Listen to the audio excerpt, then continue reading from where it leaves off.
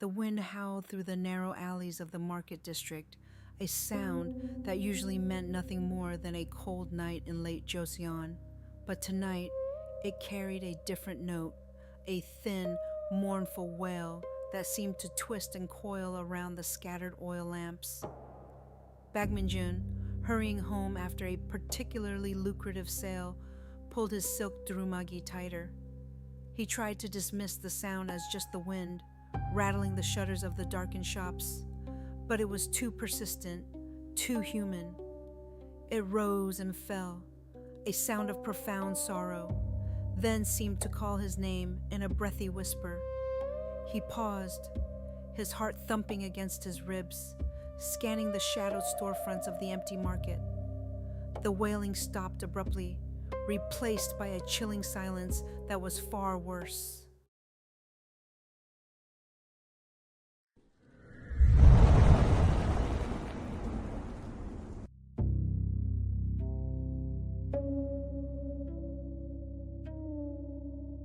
That unsettling silence lingered, a stark contrast to the usual cacophony of the Hanyang market where Bagminjun thrived. By day, his silk shop, nestled between a busy rice vendor and a bustling pottery seller, hummed with activity. Bagminjun, a man known for his keen eye and sharper tongue, had built his wealth from humble beginnings, always spotting an opportunity. One sweltering summer afternoon, that opportunity arrived in the form of Kim Young-gum, an old fabric peddler, frail and stooped, with eyes clouded by age but burning with desperation.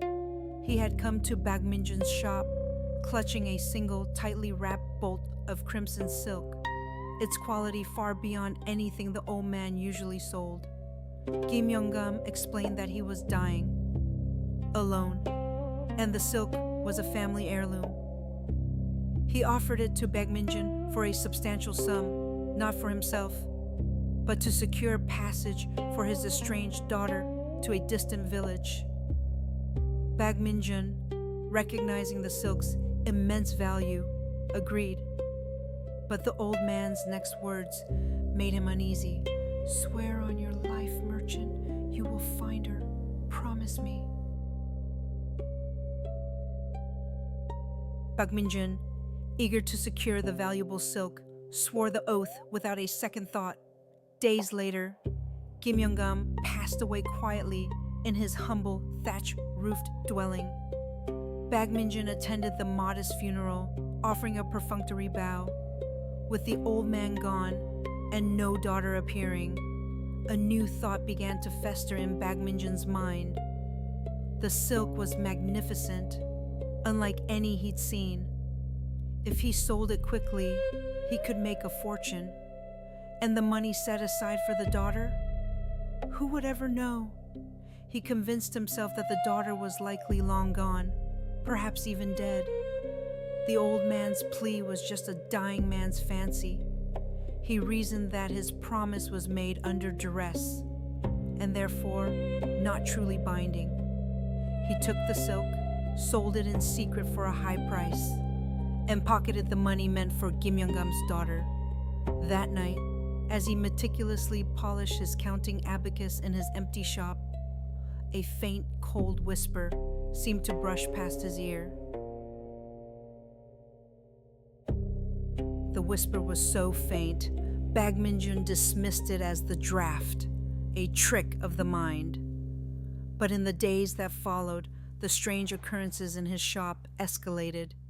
He would find his meticulously arranged bolts of silk subtly disarrayed, a fold disturbed, a color out of place. Sometimes he'd catch the scent of aged Rami, not the expensive silks he sold, a scent he associated with Kim Young-gum. He'd hear faint rustling from the back of the shop, like someone brushing past the hanging fabrics, only to find nothing there. The shadows in his shop seemed to stretch and twist, taking on unsettling forms in the corners of his vision. He blamed his tiredness, the long hours, but a persistent chill seemed to permeate the air, even near the warmth of his brazier. One morning, as he opened his shop, he found a single mud-stained gypsum placed precisely in the center of his shop floor, where it had not been moments before.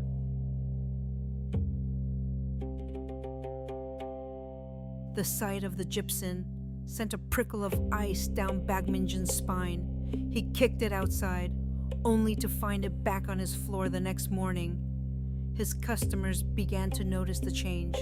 A woman complained of a sudden, unnatural cold drafting through the shop. Another swore she saw a shadow move behind him, though no one was there. Bagminjun tried to brush it off, but his confidence wavered. Then came the incident with the crimson silk, the very bolt he had bought from Kim Young-gam, the one he had secretly sold, reappeared in his shop. It was unrolled, draped across a display stand, as if a spectral figure had just worn it, its rich color seeming to pulse with a faint, cold light. He remembered Kim Young-gam's desperate, trusting face, and a cold dread began to truly set in. He was being haunted. One evening, catching a glimpse of himself in a polished bronze mirror, he saw a fleeting reflection beside his own, a gaunt, sorrowful face, not his own, disappearing as quickly as it came. The fleeting reflection confirmed his deepest fears. Bagminjun could no longer deny the presence that stalked his shop. Desperate, he sought out an old market woman known for her knowledge of local spirits and remedies. Her small stall was tucked away in a quiet corner of the market, dimly lit by a single lantern. She listened to his trembling account, her ancient eyes fixed on him.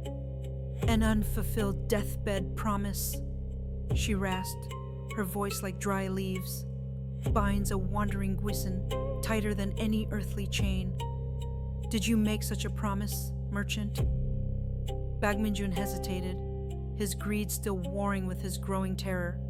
He mumbled evasively, but she saw through him. A promise made to the dying must be honored, or the spirit will never rest. It will grow stronger, drawing on your fear, until it drags you down to fulfill its wish in the grave. He left her stall, the old woman's words echoing in his mind. He finally understood. The cost of his broken promise was far greater than the silk, for the Gwisin would never rest. The old woman's chilling words sealed Bagminjun's fate. He decided to flee, to abandon his shop and the market, hoping distance could sever the spectral bond. He rushed to sell his remaining silks, desperate to gather what wealth he could before escaping Hanyang. As he haggled with a wary customer, an unnatural, thick fog began to roll into the market, not from the nearby river, but from the ground itself, chilling him to the bone. It swallowed the light from the lanterns, isolating his stall. Then, from the swirling gray, he heard it again, Kim Young-gam's mournful wail, closer than ever, echoing his name. Bagminjun, Bagminjun. The shadows stretched, twisting into reaching fingers. The fog parted, revealing the Gwisin of Kim Young-gam, fully manifest, its white sobuk trailing, its long black hair unbound. Its face, no longer indistinct, was drawn with eternal sorrow and a cold, unwavering accusation. It stretched out a translucent hand, its touch colder than the deepest winter, and Bagminjun felt an invisible force pulling him towards it, deeper into the suffocating fog. The Gwisin's touch, though unseen, was agonizingly cold, an invisible force dragging Bagminjun into the heart of the mist. He struggled, dropping his heavy coin purse, the clatter swallowed by the fog. Bolts of precious silk tumbled from his arms, scattering uselessly on the damp ground. He screamed, but his voice was thin and reedy, instantly absorbed by the suffocating gray. The Gwisin of Kim Young-gam led him not towards his shop, but deeper into the winding, unfamiliar alleys behind the market, where the lamplight never reached. He stumbled over uneven stones, desperate to break free, but the pull was relentless. He tripped, falling hard onto the cold, muddy earth. The Gwisin loomed over him, its spectral form shimmering faintly, its indistinct eyes now fixed on him with an eternal sorrow and an unwavering demand.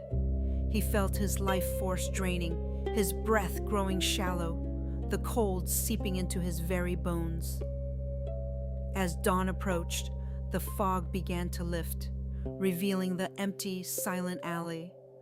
But Bagminjin was nowhere to be found, only a single forgotten bolt of rich, red silk lying on the cold ground. Weeks later, Bagminjun's shop stood abandoned, its wooden shutters rattling in the wind like loose teeth. No one ever saw him again. The other merchants whispered, avoiding his empty stall, fearful of the lingering chill. Sometimes, at twilight, when the market stalls were packing up and the last lamplights flickered, people claimed to hear a faint, sorrowful wailing carried on the breeze just beyond the last lantern's glow. It was the same wail Bagminjun had heard, now a constant presence in the empty spaces of the market. And if you listened closely, they said, you could still hear the rustle of silk, as if someone unseen was still arranging bolts, or perhaps counting out a debt that could never truly be paid. The story of Bagminjun, the silk merchant, served as a chilling reminder. Some promises, once broken, can reach beyond the grave, forever binding the living to the restless dead.